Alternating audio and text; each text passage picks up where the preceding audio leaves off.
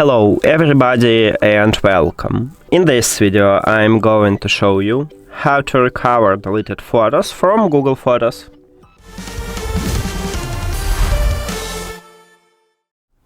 You have to start by open Google Photos and let's say you delete some photos.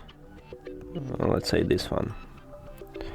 So we delete it and then you realize that you wanna recover them.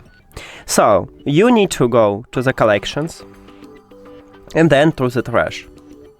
And right here you can select some photos, it's up to you, or you can select all of them if you click select, and you can click restore or delete on, it's up to you. But let's say I wanna restore these photos. So I select them and click restore.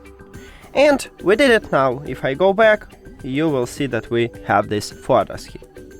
But what the most important, if you delete them in the trash or it deleted automatically, so let's do this, you cannot recover this photo anymore. And that's it. Thank you for watching this video. If you found it helpful, please consider subscribing to the channel and leave the like on the video. See you later!